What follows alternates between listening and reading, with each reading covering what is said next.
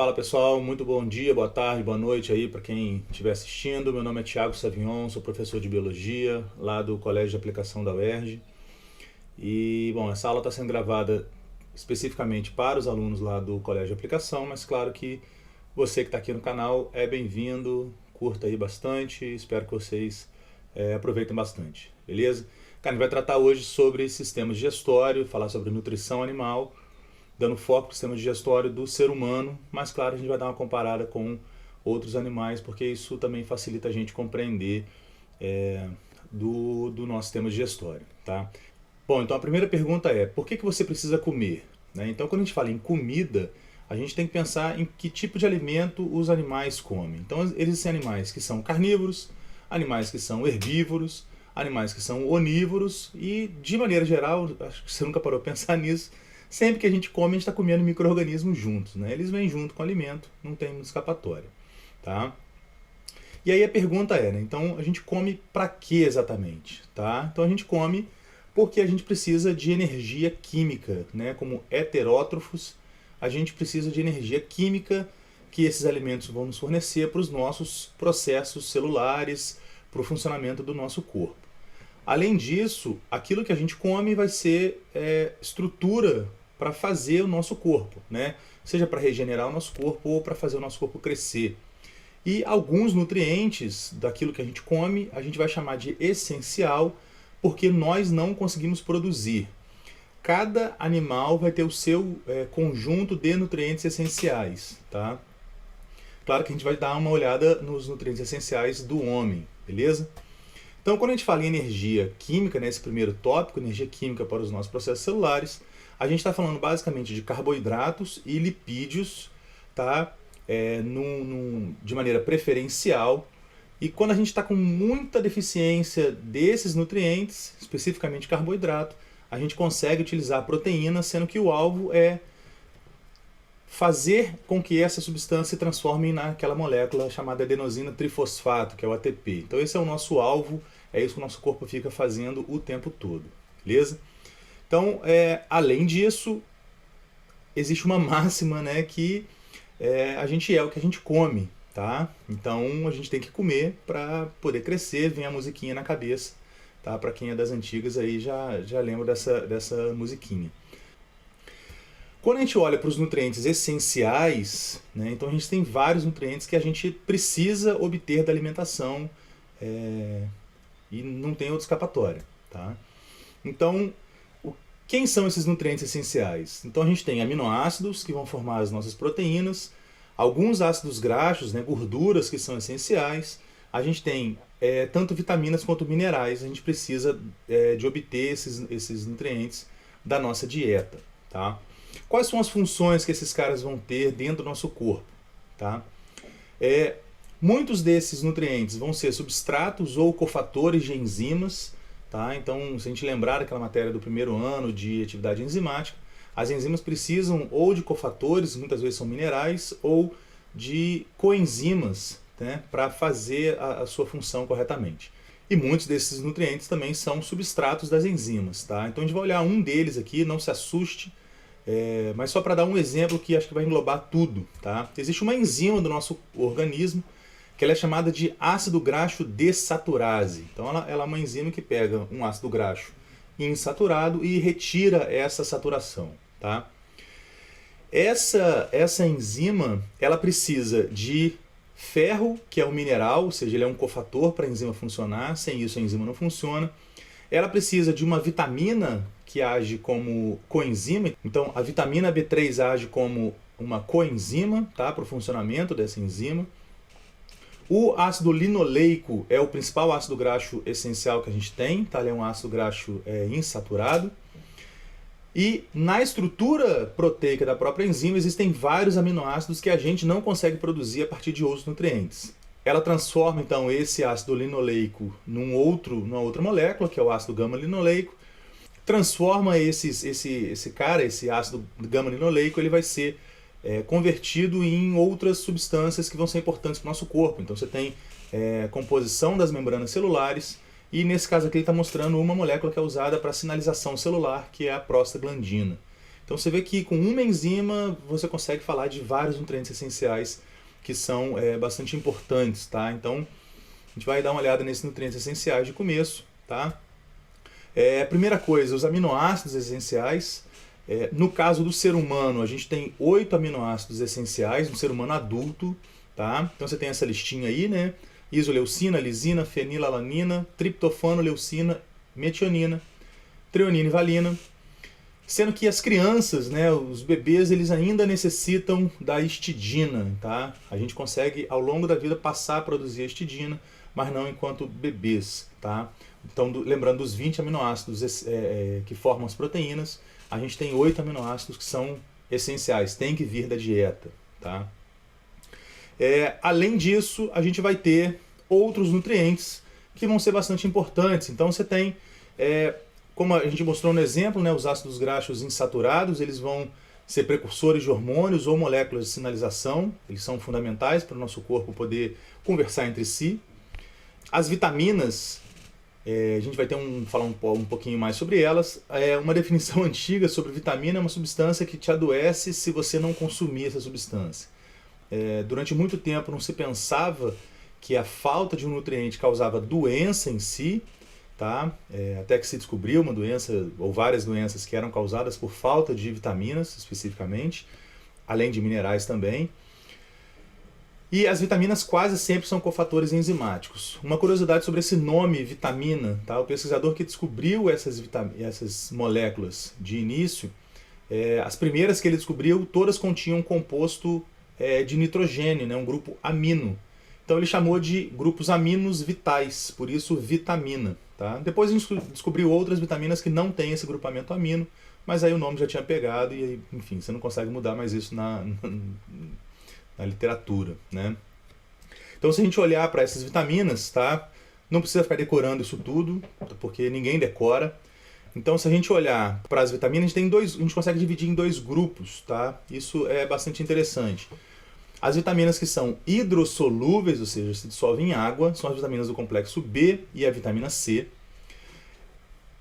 Você vai encontrar essas vitaminas em vários tipos de alimentos diferentes. Então, você pode perceber, se você der uma lida aqui na segunda coluna, né, principais fontes alimentares, o fígado ele é um órgão que armazena muito dessas vitaminas, porque é um órgão que tem uma atividade enzimática muito grande. Então, quando você come fígado, você consegue uma parte muito boa dessas vitaminas. Tá? Mas você vai encontrar em legumes, em hortaliças, em diferentes tipos de carne, derivados de leite. Então, assim, é muita coisa para decorar. Se você olhar na terceira coluna aqui, você vai ver que quase todas são coenzimas, ou participam de alguma reação enzimática. E você tem vários sintomas dessas vitaminas. Tá? A gente vai falar de 2 só. O beriberi foi a primeira doença descoberta como sendo causada pela falta de uma vitamina, que é da vitamina B1, né, a tiamina, e o escorbuto, que a gente, enfim, já estudou até no âmbito da história, né? O escorbuto é uma doença causada pela falta de vitamina C, e ela cometia muitos marinheiros por conta de que a vitamina C é facilmente degradável, tá? Ela se oxida muito facilmente em contato com o ar, e ela vai ser encontrada principalmente em alimentos frescos. Então, quando os caras viajavam e pensando que, sei lá, 1.500, 1.600 caras, eles viajavam, ficavam 3 meses no mar, eles não tinham acesso a frutas frescas, né? Frutas cítricas, principalmente. Então, esses caras eles começavam a ter perda de dente, sangramento nas gengivas, do nariz, e a pele começava a descamar, porque a vitamina C é importante para a produção de colágeno. Tá? E o colágeno é a principal molécula que mantém a tensão nos nossos tecidos, tá? Tanto na pele quanto nas nossas gengivas, nossas mucosas. Tá? E aí o cara chegava aí à morte porque infeccionava e o cara não tinha tratamento. Né? Lembro que nessa época não tinha antibiótico, não tinha penicilina, não tinha nada disso. Tá? Agora, professor, tem que decorar isso tudo, tem que saber isso tudo. Cara, para a sua vida, eu acho que é fundamental você se alimentar bem. Alimentar de maneira bem variada, porque essas vitaminas são necessárias em pequenas quantidades, muito pequenas quantidades, porque a gente consegue renovar essas vitaminas dentro do nosso corpo à medida, né, que a gente vai usando. E você precisa repor muito pouco por dia. Então, se você tiver uma alimentação variada, uma alimentação bastante colorida, você consegue aí essas vitaminas de maneira muito fácil. Bom, o outro grupo de vitaminas são as vitaminas lipossolúveis, então elas se dissolvem em gordura e por conta disso elas são armazenadas, né? A gente consegue armazenar no nosso tecido adiposo. Diferente das hidrossolúveis que conseguem ser eliminadas via urina, essas vitaminas elas se armazenam no nosso corpo e o excesso delas também pode causar problema, tá? A gente vai falar de 4 delas, né? Vitamina A, vitamina D, vitamina E e vitamina K. A vitamina A, ela é um precursor de pigmento visual, tá? Ela faz parte do nosso sistema visual. E a falta, né, dessa vitamina vai causar cegueira, distúrbios na visão. A gente fala de cegueira noturna, né, no início, tá? A vitamina D, ela vai ser importante para o metabolismo do cálcio, tá? E armazenamento desse cálcio nos ossos. Então a falta de vitamina D vai causar uma debilidade nos ossos. A vitamina E, ela é importante para a manutenção do nosso sistema nervoso, então a falta de vitamina E ela vai ter ali um prejuízo muito grande para o nosso sistema nervoso. E a vitamina K, que a gente não vai conseguir essa vitamina K na alimentação, mas na verdade ela é produzida pela nossa microbiota intestinal. Tá? Se você olhar aí alguns textos, de repente alguns livros, até atuais mesmo, eles ainda trazem o termo flora intestinal, tá? Mas a gente está trocando esse nome porque a bactéria não é planta, tá? Então flora se refere à planta. Então a gente fala microbiota intestinal, conjunto de micro-organismos que vivem no nosso intestino. E são essas bactérias que produzem essa vitamina K e a gente utiliza essa vitamina K numa etapa da coagulação sanguínea. Então, deficiência de vitamina K, ela é importante, né, porque vai facilitar sangramento no nosso corpo. E aí a gente fala dos minerais, tá? Os minerais são importantes porque eles fazem parte tanto de estrutura de proteínas, de hormônios, eles são usados para sinalização celular, batimento cardíaco, por exemplo, contração muscular, impulsos nervosos, estabelecimento dos ossos, né, formação de ossos. Então os minerais têm uma quantidade de funções muito grande. Então, de novo, aí uma tabela imensa, onde você consegue esses minerais, quais são os minerais, onde você consegue, quais as funções que esses minerais têm no corpo e qual a deficiência. Tá? Então você tem minerais que você tem uma necessidade relativamente grande. Tá? Então o cálcio, falar de alguns deles, tá? Não vou falar de todos. O cálcio é importante para os ossos, como eu falei, mas ele também ele é importante para a contração muscular, ele é importante para uma série de outros processos dentro do nosso corpo. Fósforo, então, o fósforo é importante porque ele entra na composição dos ossos também, na forma de fosfato de cálcio. Então o fósforo e o cálcio andam juntos nos ossos, mas o fósforo também vai entrar, por exemplo, na composição de nucleotídeos, que vai fazer parte tanto do DNA quanto do RNA. Tá? Enxofre faz parte da estrutura de aminoácidos, e aí você tem síntese proteica sendo debilitada por conta disso. Tá? Tanto o potássio, quanto o cloro, quanto o sódio, eles são importantes ali também na manutenção do tecido nervoso, na função do tecido nervoso, na contração muscular, tá? No equilíbrio ácido-base dentro do nosso sangue, por exemplo, e ao redor das nossas células. Então, são nutrientes bastante importantes. Tá? E existem nutrientes ali que, por exemplo, o ferro, a deficiência de ferro ele vai causar, como o ferro faz parte da hemoglobina, que é uma proteína importante para o nosso transporte de oxigênio, tá? A falta de ferro vai causar anemia, né? Uma diminuição na quantidade de hemoglobina e de hemácias. Tá? Então você tem ali, acabei falando de todos, né? O flúor vai ser importante na composição de dentes, tá? Na estrutura dentária. E o iodo ele vai ser importante para a formação de hormônios da glândula tireoide, que é uma glândula que fica aqui na base do pescoço. Tá? E aí esses hormônios são importantes para o controle do nosso metabolismo. Enfim, tem uma série de funções que esse iodo tem. Tá? E um problema da deficiência de iodo é uma doença chamada de bócio, tá? Onde há um aumento da glândula tireoide na tentativa de captar o pouco iodo que vai estar circulando pelo nosso sangue. Essa é uma das razões que o sal de cozinha que a gente usa atualmente ele é enriquecido com iodo, tá? Para você não ter essa deficiência de iodo, beleza? Bom, e aí quando a gente olha para deficiências nutricionais, a gente vai ter dois termos que são importantes a gente entender e conseguir distinguir cada um deles, tá? Então a subnutrição é a carência de um determinado nutriente, tá? Ele pode ser, você pode estar subnutrido num ácido graxo essencial, você pode estar subnutrido num mineral especificamente. Isso pode levar a problemas no crescimento, doenças, pode levar até a morte. Então, por exemplo, aqui uma curiosidade, né? Essa cabra montesa, ela vive num ambiente que é pobre, né? As plantas são pobres em sais e ela lambe as rochas para tentar conseguir esses sais ali diretamente do ambiente, tá? Então você vê que comportamento é esse, né? Como que o herbívoro descobriu que ele precisava lamber essa rocha para viver bem, né? Quem ensinou isso para eles? Como que isso acontece? Muito, muito interessante, né? Esse aspecto evolutivo, já que a quantidade desses nutrientes na alimentação era deficiente. E você vai ter a desnutrição, que é a falta de alimentos, inclusive de calorias, tá? Por um longo período de tempo. Então a pessoa está desnutrida, ela está com falta de nutrientes, inclusive calórico. Tá? Então essa distinção.